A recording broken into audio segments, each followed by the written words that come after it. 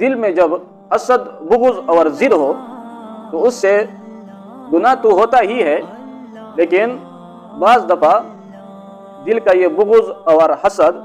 دل کا یہ ضد، یہ انسان کو اسلام سے ہی دور رکھتا ہے۔ نبی صلی اللہ علیہ وسلم کے زمانے میں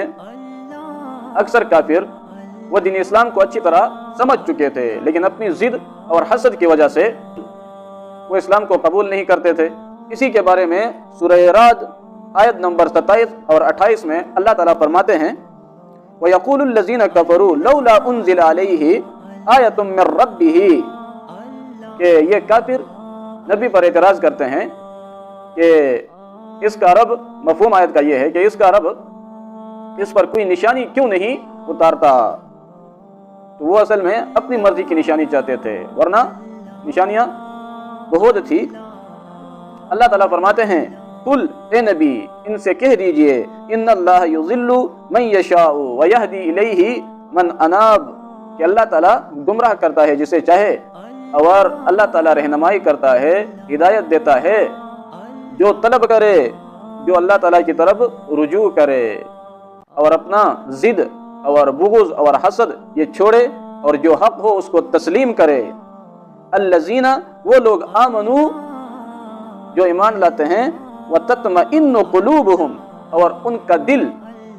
وہ مطمئن ہو جاتا ہے کس پر؟ بذکر اللہ، اللہ تعالیٰ کی نصیحت پر، اللہ تعالیٰ کی ذکر پر۔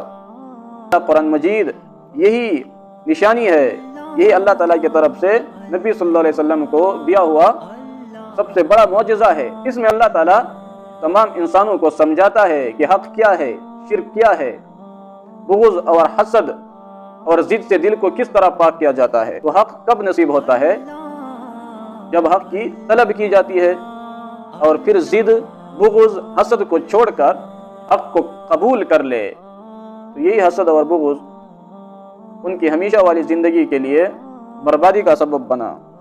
آئیے اللہ تعالیٰ فرماتے ہیں الا بذکر اللہ تطمئن القلوب، خبردار اچھی طرح سنو،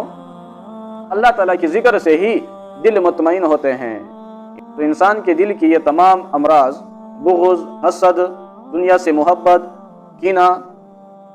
حرص، طمع، لالچ، منافقت، یہ سب جہالت کی وجہ سے ہے۔ جب انسان قرآن پڑھتا ہے، اللہ تعالیٰ کی نصیحت پڑھتا ہے، تو وہ ان تمام برائیوں کی حقیقت سمجھ جاتا ہے، تب وہ ان تمام برائیوں سے توبہ کرتا ہے، اور اس طرح اس کا دل بھی صاف ہو جاتا ہے، اور وہ پھر کیا، اس کا دل مطمئن ہو جاتا ہے، وہ پرسکون ہو جاتا ہے۔